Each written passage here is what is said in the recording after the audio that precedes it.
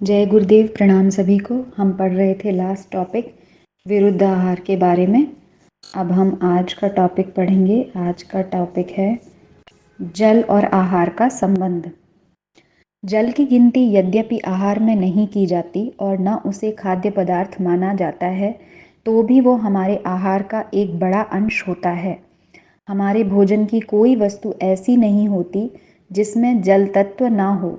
गेहूँ, चावल, जौ, चना जैसे सूखे दिखलाई पड़ने वाले अन्नों में 8वां हिस्सा जल का होता है। सब तरह की तरकारियों और शाकों में 80-90% या इससे भी अधिक जल का भाग रहता है। यदि आप सेर भर दूध पिएं तो उसमें भी 14 छटांक जल ही होता है। इसलिए जल को आहार ना मानते हुए भी हम भोजन के रूप में उसी प्रकार का प्रयोग करते हैं, और यही कारण है कि हमारे शरीर में भी अधिक भाग पानी का ही होता है। अगर मनुष्य का वजन 2 मन का हो तो उसमें 1 मन 18 सेर जल ही होता है।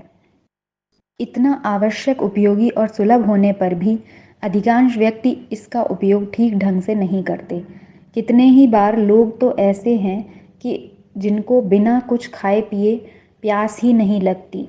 ऐसे लोगों ने जलपान का अर्थ यह बना लिया कि कुछ खाकर पानी पिया जाए। अनेक लोगों को हमने यह शेखी मारते देखा है कि हम तो चाय को छोड़कर कभी पानी को हाथ ही नहीं लगाते।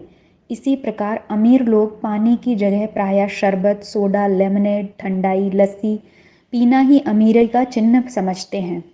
ऐसे लोग अपने हाथों से अपने ही पैरों में कुल्हाड़ी मारते हैं और तरह तरह की बीमारियों को निमंत्रित करते हैं। प्राचीन ग्रंथों में जल की महिमा। पानी हमारे जीवन का एक मुख्य आधार है और इसलिए इसका एक नाम जीवन भी है। संसार के आदि ग्रंथ वेदों में भी कहा गया है, जल से शरीर का अभिसिंचन करो। जल सर्वप्रधान औषधि है, इससे जीवन सुखमय बनता है।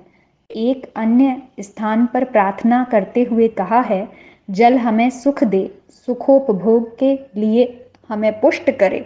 जिस प्रकार माताएं अपने छोटे बच्चे को दूध पिलाती हैं, उसी प्रकार हे जल, तुम हमें अपना मंगलकारी रसपान कराओ।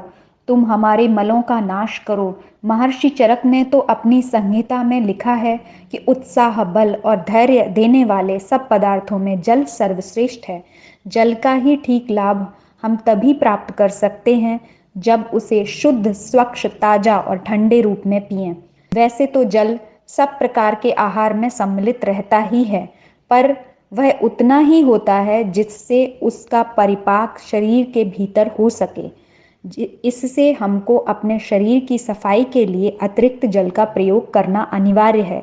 जिस प्रकार शरीर के ऊपर मैल को दूर करने के लिए दिन में 1-2 बार जल से स्नान करना आवश्यक होता है, उसी प्रकार शरीर के भीतरी भाग, खासकर शरीर के मल को बाहर निकालने वाले मलाशय, गुर्दे आदि अंगों की सफाई के लिए समय समय पर काफी परिमाण में जल पीना आवश्यक होता है।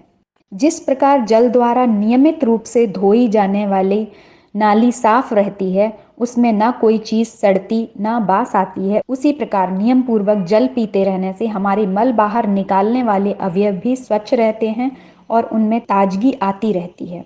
जलपान में नियम की आवश्यकता। वैसे तो जल पीने का अवसर वही हो सकता है जब हमको प्यास लगे, पर जिस प्रकार नियत समय पर भोजन करना चाहे जब खाते रहने की अपेक्षा अधिक स्वास्थ्यप्रद होता है, उसी प्रकार नियत समय पर जलपान करना भी विशेष गुणकारी होता है और उससे स्वास्थ्य की उन्नति होती है। स्वास्थ्य विज्ञान के ज्ञाताओं का मत है कि मनुष्य को प्रतिदिन 2 से 3 सेर तक जल पीना चाहिए।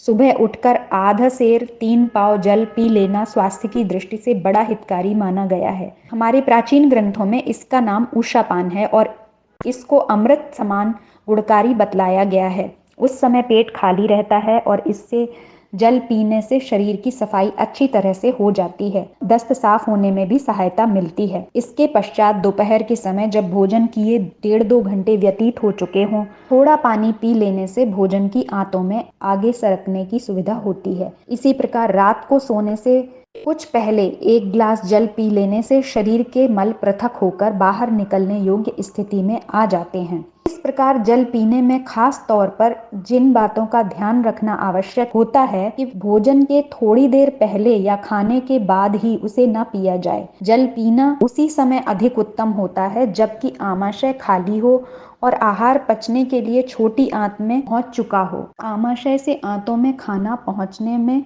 लगभग 1 या सवा घंटा लगता है। उस समय पानी न पीना ठीक होता है क्योंकि इससे पाचक रसों में अधिक जल मिल जाने से पाचक क्रिया में कुछ बाधा पड़ने का अंदेशा रहता है। अधिक गर्मी की ऋतु में जब प्यास का ज्यादा जोर रहता है, किसी भी समय प्यास लगने पर थोड़ा पानी पीकर उसे शांत करना उचित है। उस समय गर्मी के कारण पानी शीघ्र सोख लिया जाता है, जिससे हानि की संभावना नहीं रहती। जल कब ना पिया जाए? एक लेखक ने इस विषय पर विचार करते हुए कि जल कब नहीं पीना चाहिए कहा है कि चिकनी चीज़ें घी, तेल, मक्खन, मेवा, भुने चना, फल आदि के तुरंत बाद जल नहीं पीना चाहिए। फलों के ऊपर जल पीने से जुखाम की संभावना बढ़ जाती है। गर्म चीज़ जैसे चाय, दूध आदि के ऊपर जल न पिएं। दस्त लगने की दशा में भी जल न पिएं क्योंकि इससे उसमें वृद्धि होती है। व्यायाम, कड़ी धूप या कठिन परिश्रम के बाद तुरंत जल ना पीना चाहिए क्योंकि गर्मी सर्दी एक साथ मिलने से अनेक लोगों का जुकाम, सिरदर्द आदि शिकायतें पैदा हो जाती हैं। तो इस पैराग्राफ में हमने पढ़ा कि जल कब हमें पीना चाहिए, कब नहीं पीना चाहिए। खाने के तुरंत बाद नहीं पीना चाहिए, खाने के साथ नहीं पीना चाहिए, खाने खाने से जस्ट पहले नहीं पीना चाहिए, उसमें हमें गैप देना चाहिए। जब हमारा खाना हमारी इंटेस्टाइन में पहुंच जाए, स्मॉल इंटेस्टाइन में, तब हमें पीना है, तो 1-1.5 घंटे के बाद।